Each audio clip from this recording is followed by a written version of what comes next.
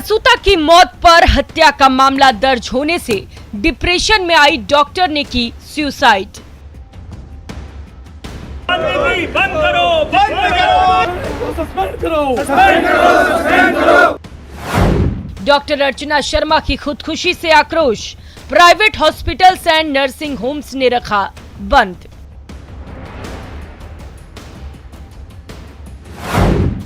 Doctors की मांग, दोषी पुलिस कर्मियों के खिलाफ हो कार्रवाई। डॉक्टर, हमारी लेडी डॉक्टर ने हत्या की है, जिनके प्रेशर से पुलिस ने 302 दर्ज किया है। उनको गिरफ्तार किया जाए, उनको सजा दी जाए। और जो पुलिस कर्मचारी जिनको ज्ञान नहीं है, जिनको नॉलेज नहीं है कौन सा मुकदमा दर्ज करना है, उनको बर्खास्त किया जाए। 2 लोगों के खिलाफ डॉक्टर को आत्महत्या के लिए उकसाने का मामला दर्ज। दौसा डॉक्टर सुसाइड मामले पर सियासत तेज, भाजपा ने कहा ये प्रशासन के माथे पर कलंक।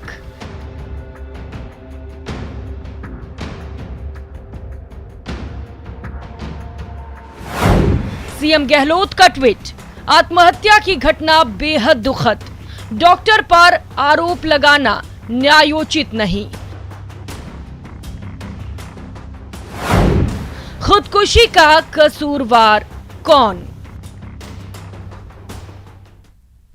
नमस्कार, न्यूज 18 राजस्थान पर आप सभी का स्वागत। मैं हूं आपके साथ हेमंत कुमार। दौसा के एक निजी अस्पताल में महिला डॉक्टर की खुदकुशी के बाद प्रदेश में डॉक्टर आक्रोशित हैं। प्रदेश में निजी अस्पताल बंद हैं। दौसा के निजी अस्पताल में इलाज के दौरान गर्भवती महिला की मौत हो गई थी। प्रसूता महिला की मौत के बाद परिजनों ने अस्पताल के बाहर हंगामा किया था। परिजनों की शिकायत के बाद पुलिस ने डॉक्टर अर्चना शर्मा के खिलाफ धारा 302 के तहत केस दर्ज किया था। इसके बाद महिला डॉक्टर तनाव में आ गईं और खुदकुशी कर ली। इस मामले में बताया जा रहा है कि केस दर्ज करने को लेकर नेतागिरी भी खूब हुई। आखिरकार नेतागिरी के दबाव में डॉक्टर के खिलाफ केस दर्ज हुआ। वहीं आखिर जान पर क्यों आखिरकार नेतागिरी सस्ती तौर पर भारी पड़ रही है, यह अपने आप में एक अहम सवाल है। सवाल इस बात को लेकर के भी है कि आखिरकार डॉक्टर कब सुरक्षित होंगे, कौन कसूरवार है इस खुदकुशी का, इस मौत का जिम्मेदारी किसकी है। तमाम सवाल जिनको तलाशने की कोशिश करेंगे, इसी पर आज चर्चा करेंगे। फांसी दो, फांसी दो।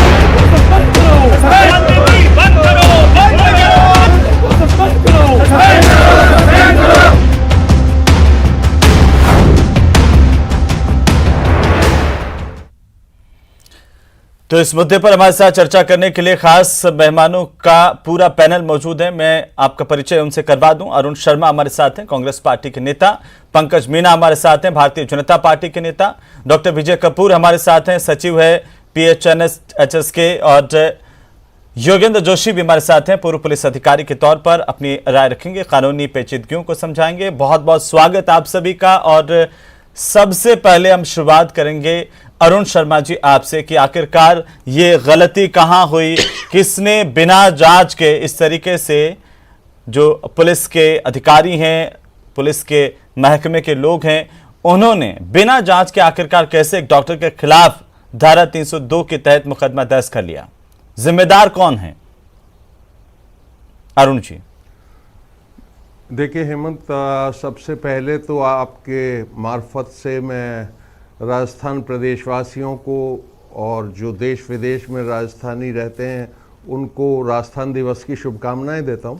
ठीक। और उसके बाद जो आज का ये सवाल है, कल की बहुत ही दुर्भाग्यपूर्ण घटना हुई जिसमें एक बेशकीमती डॉक्टर ने हमको डॉक्टर्स की वैल्यू समझनी चाहिए, उसके समाज में उनके कंट्रीब्यूशन को समझना चाहिए। उनको आत्महत्या करनी पड़ी, दबाव में आ गई वो, और ये आत्महत्या का हमको नतीजा देखना पड़ा।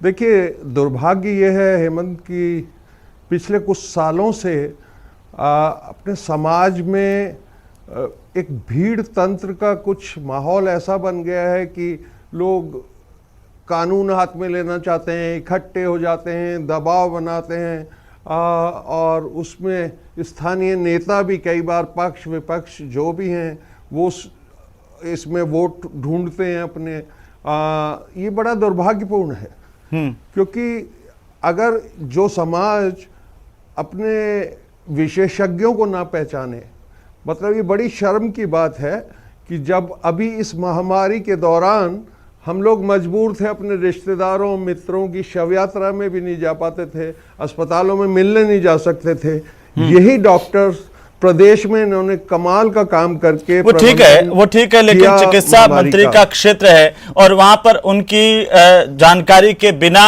कौन आखिरकार जो सस्ती नेतागिरी कर रहे थे, ये सवाल अपने आप में महत्वपूर्ण है सर।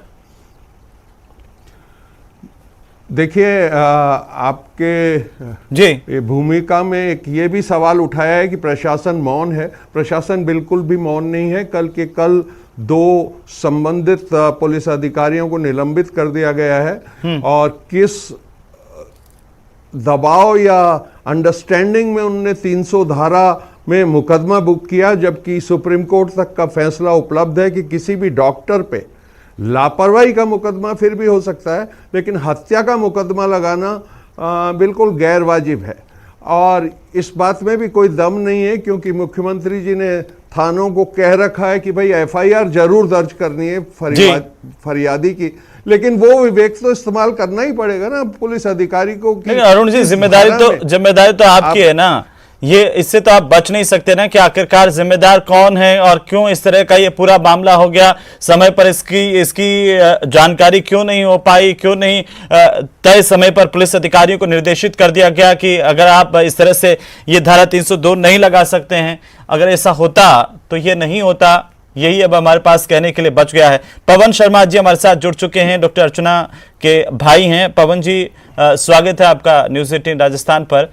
और सीधा मैं आपसे यही जानना चाहता हूं कि आपके दर्द को कम तो नहीं कर सकते हम इस वक्त, लेकिन इतना जरूर है कि आखिरकार सरकार ये कह रही है कि अब निष्पक्षता के साथ इस पूरे मामले की जांच की जाएगी। आप क्या कहना चाहते हैं?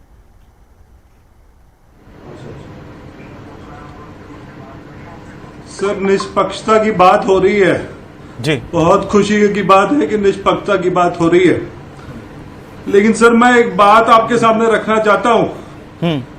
ये कुछ तत्व हैं, बलिया जोशी जैसे लोग, इनका नाम आज से नहीं उछल रहा, कई सालों से उछल रहा है। ये मैं कई सालों से अपनी बहन के मुंह से सुन रहा हूं इनसे, बलिया जोशी के नाम। इसके ऊपर मैंने ये भी सुना है कि इसके ऊपर कोई बहुत ही बड़े बीजेपी के कोई नेता है यहाँ के, मुझे नहीं पता नाम उनका, बताती थी बहन मेरी, लेकिन मुझे नाम अभी ध्यान नहीं आ रहा जी। तो उनका भी नाम उछलता है, उसके साथ जुड़ा पड़ा है, जिसके कारण प्रशासन उसके ऊपर हाथ नहीं डाल पाती थी। हाँ सर, अगर बलिया जाची जैसे लोग और ऐसे नेता इसके मेरी बहन जैसे लोगों को प्रताड़ित करते रहेंगे तो कौन देगा उसको न्याय? कहां से मिलेगा न्याय, आप बताएं। मुझे तो अब किसी के ऊपर भरोसा ही नहीं रहा। मैं किसी को डॉक्टर बनाना ही नहीं अपने खानदान में, आप ये जान लें। प्रशासन महोदय से सभी लोगों से बताना चाहता हूं, मैं किसी को नहीं बनाऊंगा डॉक्टर। अब तो सिर्फ और सिर्फ प्रधानमंत्री महोदय से मेरा यही निवेदन है और अमित भाई शाह से मेरा निवेदन है कि साहब मेरी बहन को न्याय दिलाओ। अगर सच में इस बलिया जोशी के ऊपर आपके पार्टी का कोई नेता है तो ऐसे नेताओं को भी आप ही को देखना होगा और ऐसे लोगों को आप ही लोगों को काम करवा के देना होगा। साहब, हम लोग का कोई बस की बात नहीं है, हम लोग तो कुछ भी नहीं है। सरलाल सोट में मेरी जानकारी के अनुसार 40 किलोमीटर के दायरे में मेरी बहन जैसी कोई डॉक्टर नहीं थी जो कोई भी केस को, ऑपरेशन को अच्छे से अच्छे तरीके से कर पाए। मर गई वो पवन जी ऐसे लोगों के कारण। पवन जी थोड़ा सा धैर्य रखिए और हम आपसे ये जानना चाहते हैं, पवन जी आप जिनका नाम ले रहे हैं, भैया जोशी जिनका आप नाम ले रहे हैं, कितने लंबे समय से उनको प्रताड़ित कर रहे थे, क्या इस बात की आपको जानकारी थी? आप एक बहुत अहम पहलू बता रहे हैं हम सबको। अब तो सिर्फ और सिर्फ आप लोगों से न्याय का गुजारिश कर सकता हूं मैं, और कुछ नहीं। पवन जी, मैं बड़ी जिम्मेदारी के साथ आपको आश्वासन देना चाहता हूं कि न्यूज़ 18 राजस्थान आपके साथ खड़ा हुआ है और बहुत जिम्मेदारी के साथ कहना चाहता हूं कि आपने जो बातें कही है वो वाकई सोचने को मजबूर करती है। महिला डॉक्टर मेरी बहन है जिसने सुसाइड अटेम्प्ट कर लिया। जी पवन जी, जिसको आखिरी रहने दे, ये सिर्फ प्रशासन ही कर सकती है, मैं नहीं कर सकता। जी, मैं तो सिर्फ अपने खानदान में डॉक्टर बनाऊंगा, नहीं यही करूंगा मैं, और कुछ नहीं करूंगा। हम आपसे इतना ही कह सकते हैं पवन जी, थोड़ा सा आप धैर्य रखिए। और आप जिस शख्स का नाम ले रहे हैं, क्या वे लंबे समय से प्रताड़ित कर रहे थे डॉक्टर अर्चना को? कौन शख्स है? आप जानते थे इस बात को? कब आपको ये मालूम चला?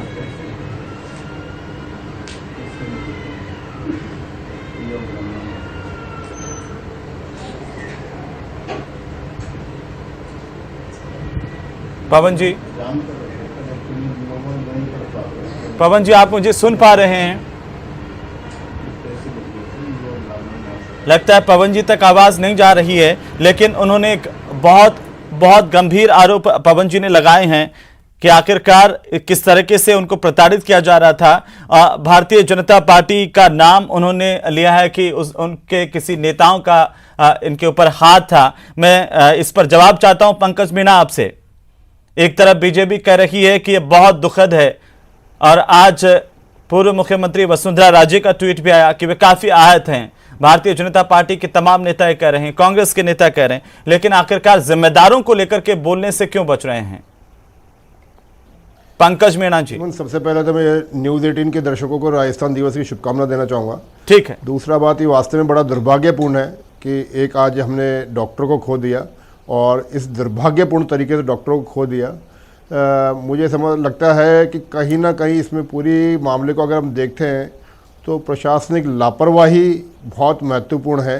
क्यों किसी थाने ने सीधा एक डॉक्टर के ऊपर 302 का केस दर्ज कर लिया, ये एक वास्तव में प्रश्न चिन्ह है।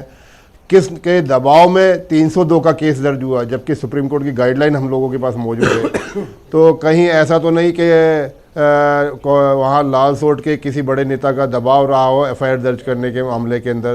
पंकज मीणा जी, अगर आप मुझे सुन पा रहे हैं तो मैं चाहता हूं कि पवन शर्मा जी ने जो बात कही है उसका जवाब दीजिए। और उन्होंने कहा कि कोई भैया जोशी हैं जिन पर बीजेपी नेताओं का हाथ है और वे प्रताड़ित कर रहे थे, और उन्हीं के दबाव में केस दर्ज किया गया। आप क्या कहना चाहते हैं इस पर? हेमंत जी, मेरी पवन जी के साथ भी पूरी संवेदना है, पर मैं दो चीज़ आपके सामने कहना चाहूँगा। जिनका ये नाम ले रहे हैं, ऐसा भारतीय जनता पार्टी का कोई वहाँ पदाधिकारी ना वर्तमान में है ना पूर्व में कभी था। पहली चीज़ तो ये। दूसरी बात महत्वपूर्ण इसमें इस सारे मामले में देखने वाली बात यह है कि क्या सत्ताधारी दल का दबाव रहेगा या विपक्ष का दबाव रहेगा आज की तारीख के अंदर। हमको ये चीज़ मैं बड़ी देखनी चाहिए, और शायद पूरे घटनाक्रम की यहाँ सब पूरे पैनल को भी जानकारी होगी। जब वहाँ धरना प्रदर्शन हुआ तो धरना प्रदर्शन को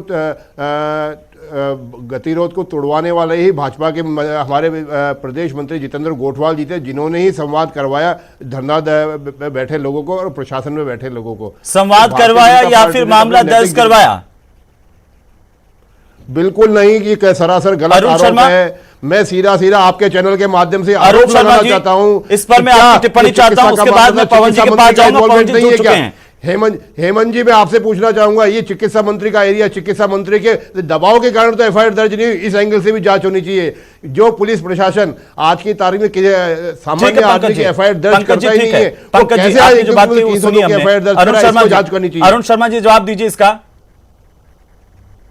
देखिए, जो अभी डॉक्टर अर्चना के भाई ने बताया है आपको, और आपने फिर पंकज जी से पूछा है, इनके पास नेचुरली कोई जवाब नहीं है। और बड़ी मुसीबत ये है हेमंत कि इस बार भारतीय जनता पार्टी को राजस्थान में बिल्कुल मुद्दा विहीन है, कोई मुद्दे नहीं है। अरुण शर्मा जी फिर राजनीति पर आ गए। सवाल सबसे महत्वपूर्ण है, किसी डॉक्टर की जान गई है, उस पर आइए ना। एक मिनट, किसकी विफलता है? वो ये कह रहे हैं, बीजेपी कह रहे हैं कि क्या विपक्ष का दबाव होगा आपकी सरकार के रहते हुए? सरकार में इतनी जान नहीं रही है, वो ये कह रहे हैं। भारतीय जनता पार्टी का ये आरोप है आप पर, जवाब दीजिए। मैं जवाब दे रहा हूं आपको। ये वही भारतीय जनता पार्टी है। 4 महीने पहले इनके एक नेता ने, जो उसी तरफ के नेता हैं और मुख्यमंत्री की रेस में अपने आप को आगे बढ़ाने के लिए आजकल काम कर रहे हैं, उन्होंने एक पुजारी के शव को 8 दिन तक इस प्रदेश की सड़कों में भरी गर्मी और कोरोना में घुमाया है। पवन शर्मा जी, अगर आप मुझे सुन पा रहे हैं, आपने जो कहा पवन जी, उसका जवाब लेने की पंकज जी से मैंने कोशिश की। पंकज जी कह रहे हैं कि ऐसा कोई भारतीय जनता पार्टी का पदाधिकारी या स्थानीय नेता नहीं है जिसने डॉक्टर अर्चना को प्रताड़ित किया हो? मुझे नहीं मालूम। मुझे तो मेरी बहन जो बताती थी, बलिया जोशी का नाम लेती थी, बोली भैया बहुत परेशान है, इससे बहुत तंग करता है। तो आपने कभी कोई पुलिस को इन्फॉर्मेशन दी? मुझे नहीं मालूम, मुझे कोई राजनीति नहीं करनी इस पे। आप मेरी बात समझे, मैं कोई राजनीति नहीं कर रहा इस पे, और न मैं चाहता हूँ कि राजनीति हो। मैं सिर्फ और सिर्फ इतना चाहता हूँ कि मेरी बहन को न्याय मिले, उसके मौत तक पहुंचाने वाले लोगों को कड़ी से कड़ी सजा मिले। पवन जी, और आगे कोई डॉक्टर ना कोई इतना प्रताड़ित हो, उसको इतना प्रताड़ित ना किया जाए जो मेरी बहन अपने अंतिम शब्दों में बोल के गई है कि किसी डॉक्टर को इतने प्रताड़ित ना करे कि उस बेचारे को वहां तक मौत के रास्ते तक पहुंचने पड़े। आप लोगों से इतना ही गुजारिश है इस बात को।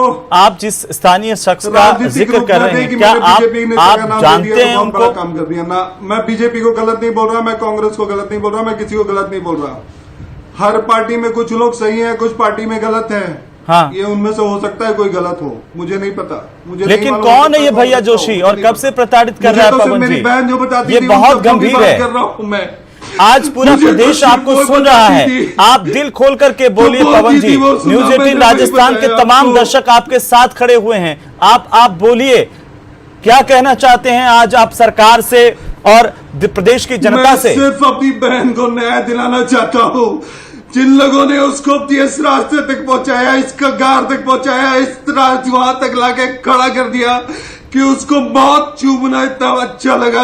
अपने छोटे छोटे बच्चों को नहीं देखा उसने, इतना बड़ा अस्पताल खड़ा किया था, उसको नहीं देखा, कुछ नहीं देखा, मौत को